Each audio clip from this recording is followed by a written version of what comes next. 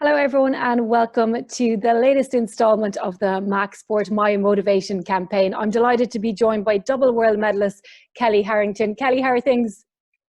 Oh, good. Yeah. Just doing what I can do, really, tipping away. And look, you have to make the best out of the situation, I suppose. If all was right in the world, we would now be looking ahead to the Olympic Games coming just around the corner, and everyone would be in full flight with their preparations, and life has been turned upside down really for everybody. And I think especially for athletes just who were gearing up for what was going to be the biggest competition of their lives. What are you up to right now? Like what way have you been training and working towards what's coming down the track? Well, see, we don't really know what's happening, so we got a plan at the start of all of this to just keep going and tipping away. But then we had a team meeting today, and we know that we're not going to be back out with the team or in our clubs until the 10th of August, really.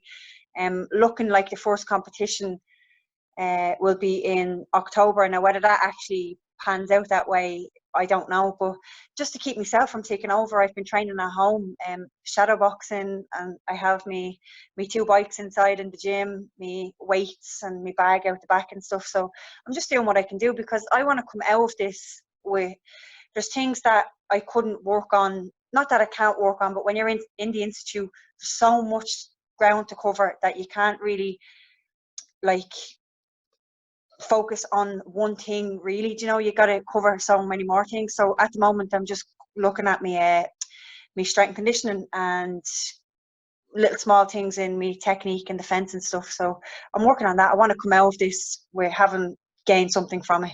I don't want to come out and say, oh yeah, I was just training for 9 weeks and that was it, I know a lot of people that I've interviewed over the last few months since we have been in lockdown have been saying that there's certain things, parts of their game that they needed to work on. And some people it was their mental strength, others it was their nutrition, some people it was just getting out and kicking or doing different bits of fitness. So like strength and conditioning wise then, Kellie, if that's something that you're going to come out stronger at the other side of, what have you to do to achieve that? Like just twice a week I'm doing strength and conditioning where it's really just strength work.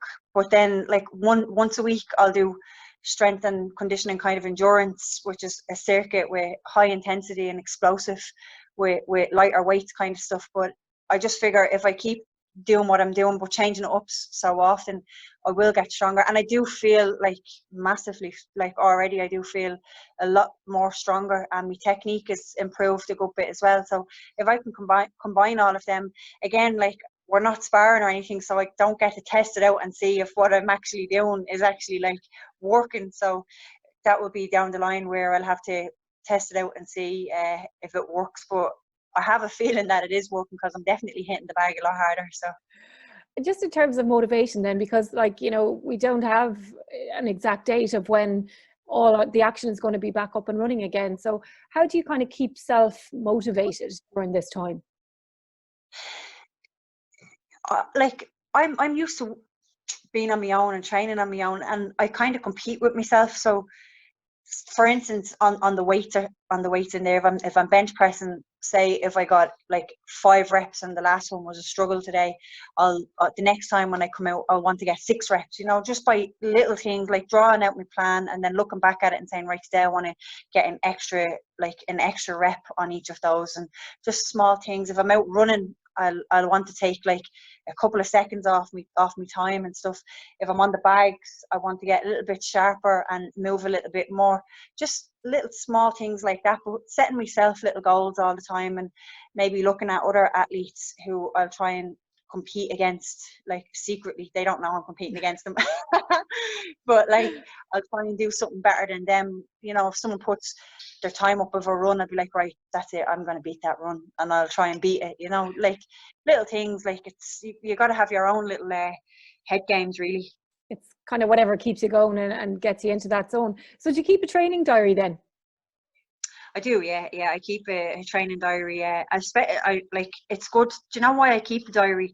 When it comes to competition, if, say, for instance, you're thinking, Jesus, I don't think I'm ready, I don't think I've put the work in or anything, handy to have that diary, open it up and look back and say, wow, like I have put the work in, like that's boxed off, so I can get that in a little blue and send it up to the air and forget about that now and move on, you know, like. So that's why I use my diary, like keep a diary. I would suggest any athlete to do it, because that is one of the good reasons why you can do it, to look back, and it gives you a bit of a confidence boost as well then. And you can kind of measure yourself against your former self even a short time ago. Exactly, yeah, exactly. So just during this time, like, have you found anything that you didn't realize that you love doing from a training point of view, or hate doing as well? I don't really like.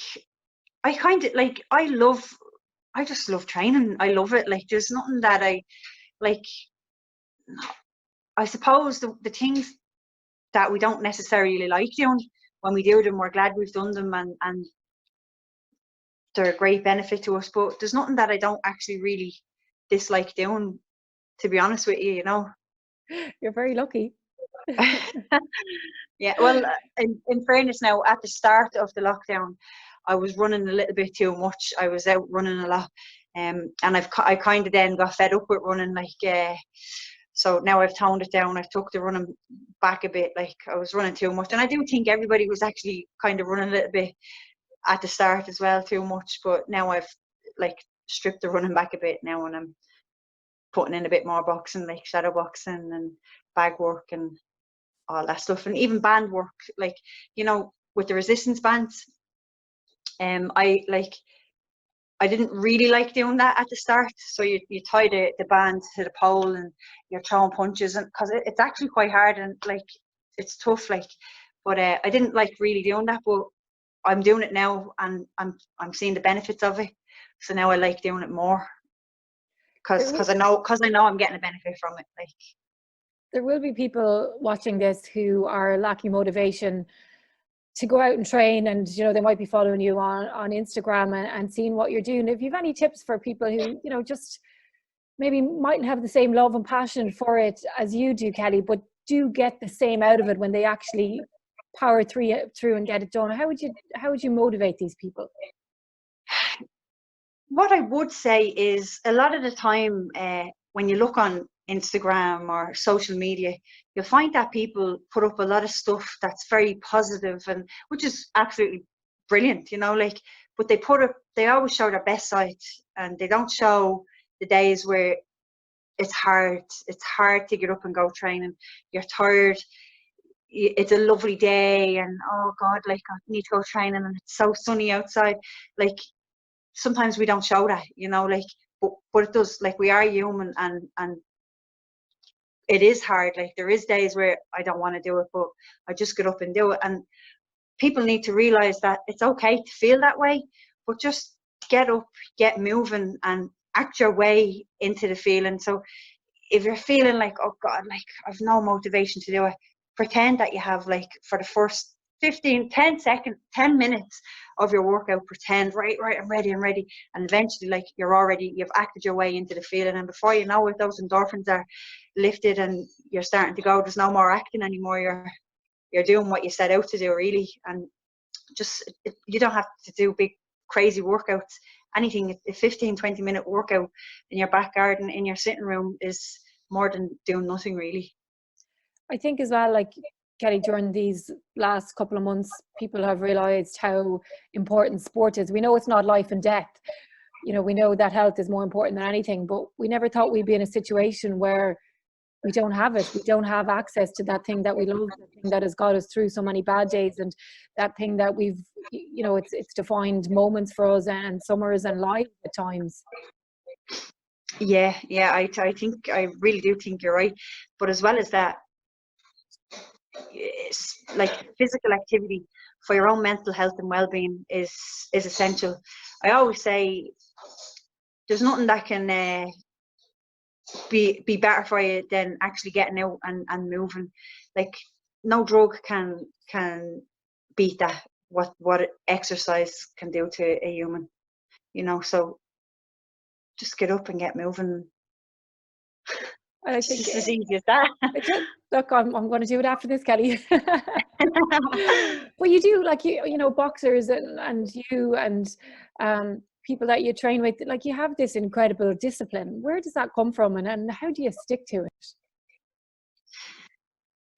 It starts from grassroots, really, in your club.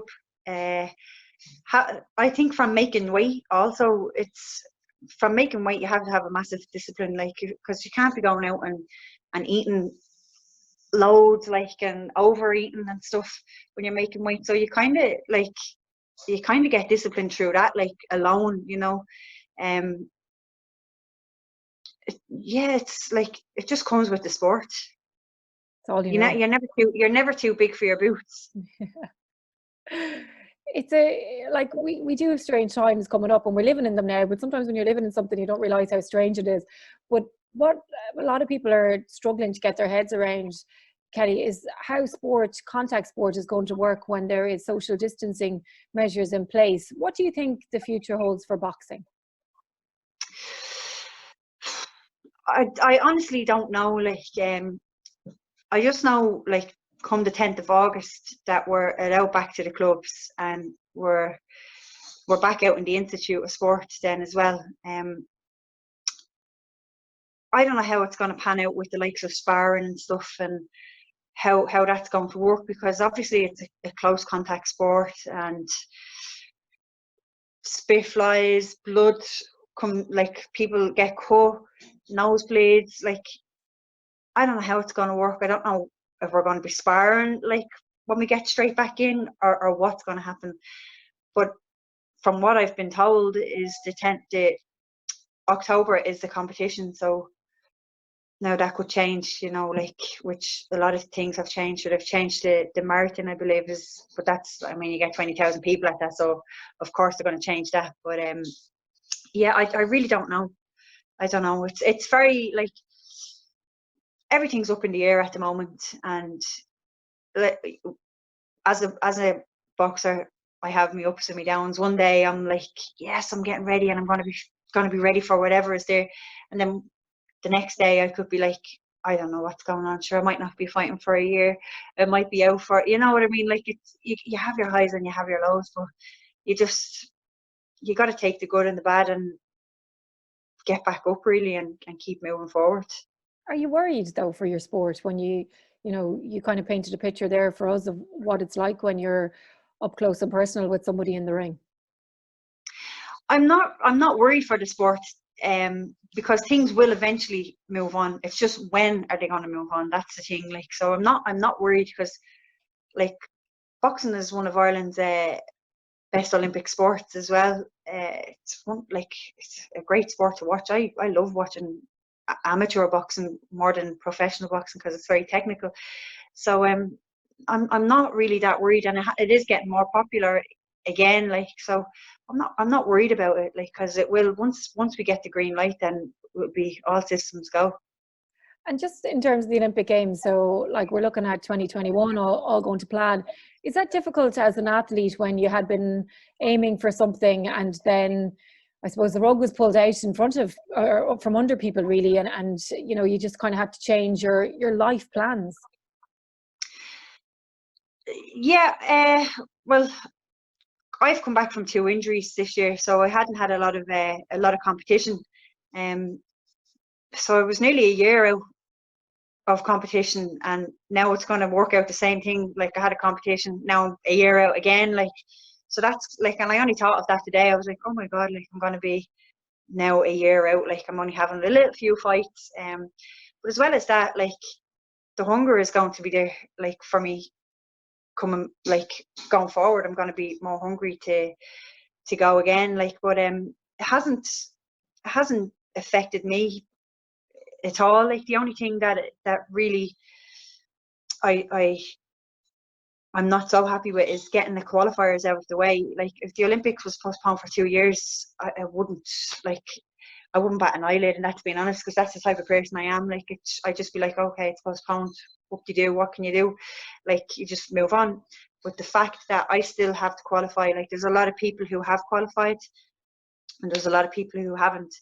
and that qualification is still hanging over my head. Like, so I feel like I just wanted that out of the way, and then I could have, you know, chilled out a little bit, but that's not out of the way. So I have to keep going, and I have to stay positive. Like, even when I'm not positive, I'm pretending that I am positive, just keep me head all right, you know.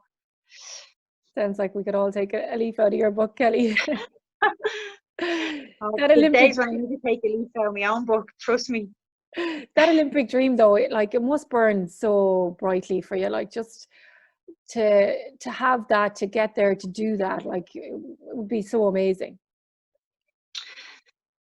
Do you know, like, to do it for myself and my club, my community and my family, and then to do it for Ireland, like, it just be absolutely, I can't even explain what it would be like. But the first thing is first, I have to qualify. You know, I never ever jump ahead, like, because people are like, oh, so you got the gold medal, like, and I'm like, wow, like, calm down there. Like, I have to qualify first. I have to get on that plane to Tokyo, you know, like, so it's just about qualifying first for me. Like, I'm still at this stage now, I'm back to where I was, like, so I'm just looking at a qualifying process. I'm not looking at the Olympics. I'm not looking at the medal. To me, it's just like qualifiers, and then that's it. You know, like, it's a year away now. Like, it's more than a year nearly, I think. So I'm not gonna focus too much on that, if that makes any sense. Like, I'm gonna still take me baby steps now, because we've had a little bit of a minor setback, and then just work towards qualifications, and then after qualifications, then focus on the Olympics. So That's the way I have to do it. I have to break things down. Compartmentalize what's coming up. Yeah, exactly. Like, I wouldn't be thinking about getting a medal in the Olympics when I haven't even qualified. Do you know what I mean? Like, it's like, people don't, like, well, probably people do, I don't know, think about getting married when they're not even going out with someone. Do you know what I mean? Like, I think people do. like, yeah. So, like, yeah, I'm not thinking it. I'm not, like, I wouldn't be, like, I know the Olympics are going to happen, and I just got to qualify to get there. Sounds like a good plan. So just with work, like, what's life like now? Just trying to juggle working and training for whatever's coming up, whenever it's coming up. Yeah, to be honest with you, like, it's crazy, because when I say it, it just sounds like bizarre, but I've actually, like, this is really, really good for me, because I'm realizing that there's actually life outside of sport, and I enjoy what I do. Like, I'm working in St. Vincent's in Fairview as a household, so I'm a cleaner in there, and I love it. Like, it's a different life altogether. Like, it's just completely different. I'm in there. I'm not an athlete. I'm not a world class athlete. I'm not any. You know, I'm just Kelly. I'm just like another employee, and I love it, and I love the people I work with. Like, all the girls in there and the lads. Like, we all gel together, and it's. Do you know what? I don't know what I'd do if I hadn't got work at this moment, I suppose, because I'd probably overtrain and stuff, which is, it's great for me to have work and then to train in between, because I don't want to be going flat out training now and be burnt out in a few weeks, few months time, when I need to be fresh. So work is actually giving me that bit of a break as well, because I'm still training every day, but I'm not constantly training. I'm not like training twice a day and thinking about training all the time. Whereas when I'm out in the institute, we're training twice a day. We're thinking about training. We're thinking about who our opponents are. You know, I'm not doing that, so it's good for me now to be in there, to be working. So overall, the little bit of break sounds like it's suiting you. Yeah, like, this is, like, it is suiting me. I'm working on what I need to work on. Hopefully I come back a lot better. My coach is sending me over stuff for me to work on. I'm sending him over videos of me doing it, and he says he sees a difference in me as well. So hopefully in real life it will be the same. Yeah, and hopefully we'll get back to real life soon as well. Kellie Harrington, thanks so much for joining me. I really enjoyed it, and I think everybody watching will have learned a lot about how to handle the lockdown. Thanks, Emil. Thanks, Emil.